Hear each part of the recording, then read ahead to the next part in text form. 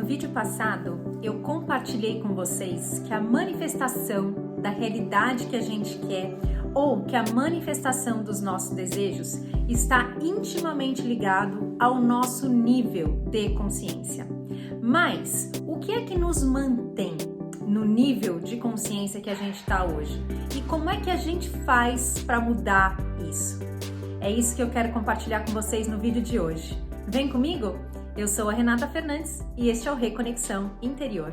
Você já se perguntou por que às vezes é tão difícil da gente realizar algum sonho, da gente manifestar alguma coisa na vida da gente, ou uma mudança completa de situação de vida, né, de realidade, como você conhece atualmente? Porque isso está diretamente ligado ao nosso nível de consciência. Então, para que a gente consiga manifestar as coisas que a gente quer, a gente também precisa colocar atenção em abrir, em expandir a nossa consciência.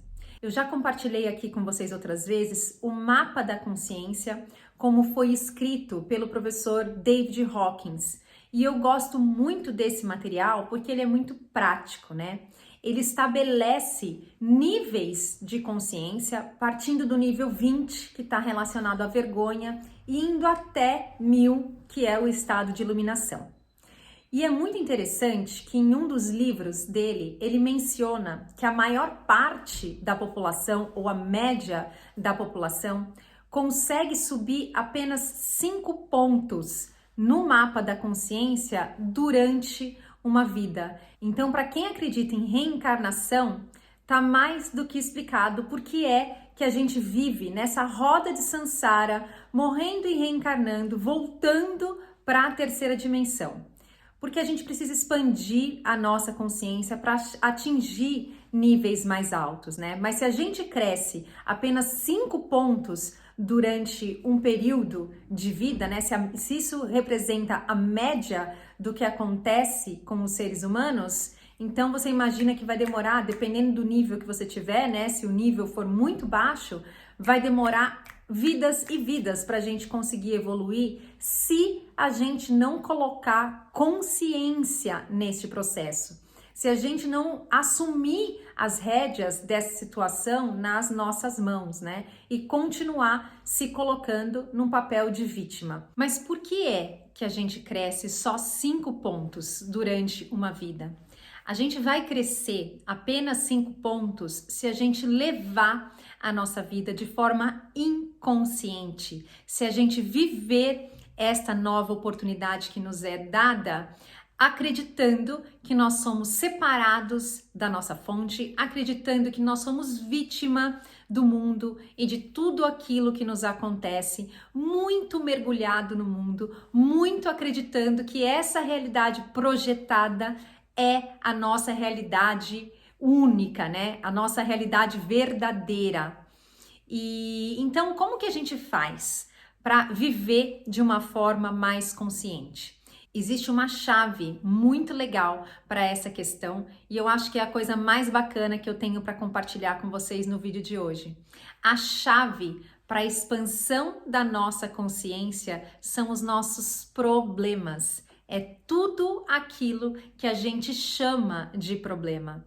Geralmente, a gente não consegue enxergar os nossos problemas como uma oportunidade de expandir a nossa consciência, porque a gente está muito envolvido nos nossos problemas, a gente está muito identificado com eles, acreditando de novo que nós somos uma vítima das situações que nos acontecem, né? De tudo aquilo que aparece na nossa vida. Se te falta dinheiro, por exemplo, se te falta um parceiro, se te falta o que quer que seja, né? Ou se você tem alguma outra dificuldade de relacionamento, a gente sempre vai se acreditar como vítima dessas situações. E a partir do papel de vítima, a gente se mantém na inconsciência. Então, a gente tem que partir do princípio que os nossos problemas são oportunidades para a gente elevar o nosso nível de consciência. Vamos dizer, por exemplo, que você queira muito comprar uma casa nova ou um carro novo ou fazer uma viagem. Mas você tem uma crença de que o dinheiro não é algo bom, né? De que o dinheiro não te traz algo bom. O que vai acontecer? Essa sua crença, ela vibra numa determinada frequência, num determinado nível de consciência e vai atrair situações similares para a sua vida, situações que confirmem essa sua crença de que dinheiro não é bom. E aí, quando você confirma a sua crença, se você tiver inconsciente, você vai olhar para isso e vai pensar assim: não disse que o dinheiro não era uma coisa boa? Olha aí, refletido na minha vida a prova de que o dinheiro realmente não é bom. Se você já tiver aberto um pouquinho a sua mente, você vai olhar para essa mesma situação e você vai se perguntar: o que é que essa situação está tentando me mostrar? Porque, obviamente, muito das nossas crenças, elas são inconscientes, elas estão inconscientes. Então, quando vem alguma coisa que a gente chama de problema, vem justamente para trazer para nossa consciência esse nó, essa energia que estava lá circulando para que ela possa ser liberada. Essas energias, elas querem ser liberadas, elas querem voltar a fluir junto do nosso fluxo vital para que a gente amplie a nossa consciência, para que a gente se eleve.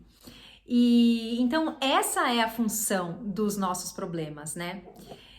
Para a gente compreender direitinho como é que tudo isso acontece, existem dois conceitos importantes que a gente precisa entender. O primeiro deles é o problema, né? O que a gente chama de problema.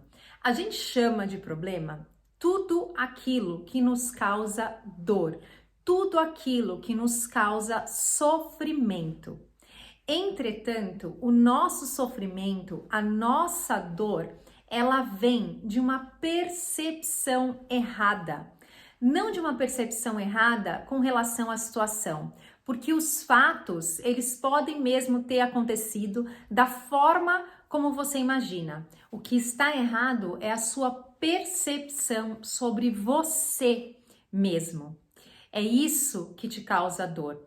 Porque você acredita que você pode ser atacado, você acredita que alguma coisa pode te ferir, você acredita que alguma coisa pode alterar a sua real natureza, mas a sua real natureza, ela é intocada por qualquer coisa que você julgue ser um problema na sua realidade. Eu vou dar um exemplo de uma situação que eu passei esses dias.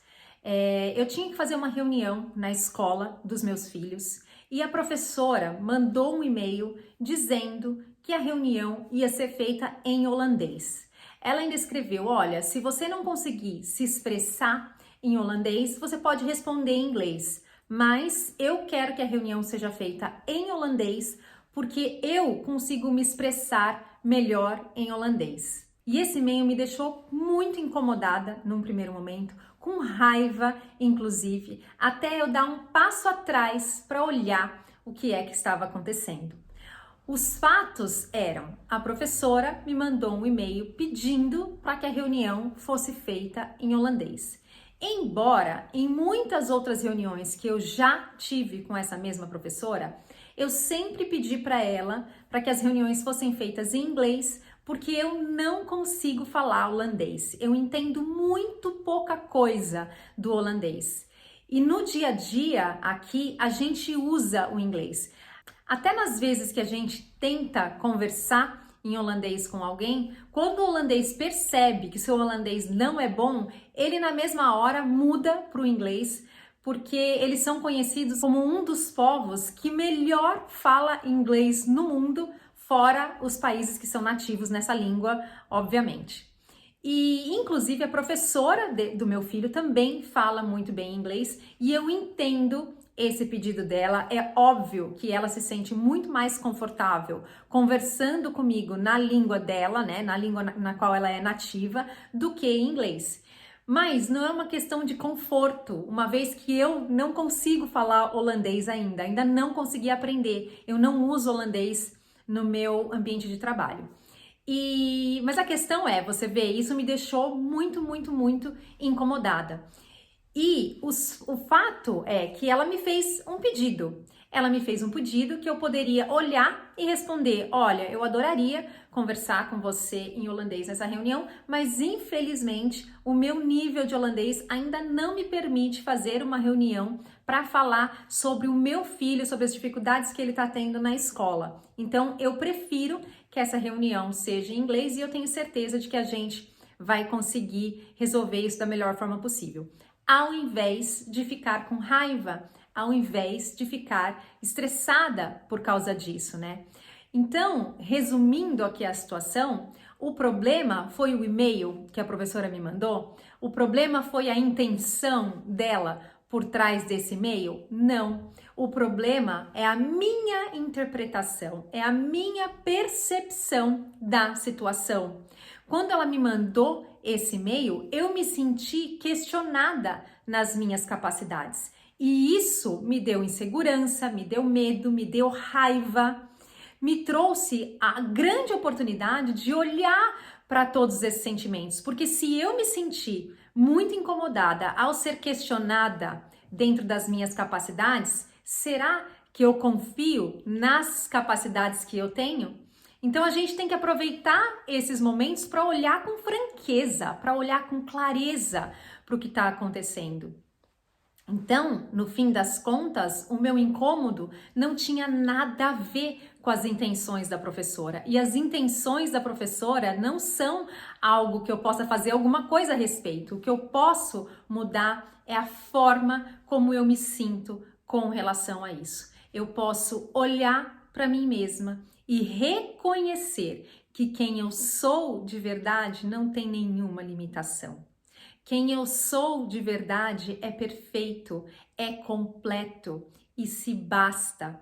E não tem nada a ver com qualquer projeção que eu possa fazer de mim mesma no mundo, né? Que isso não tem alguma interferência, que isso afete de alguma forma quem eu sou de verdade.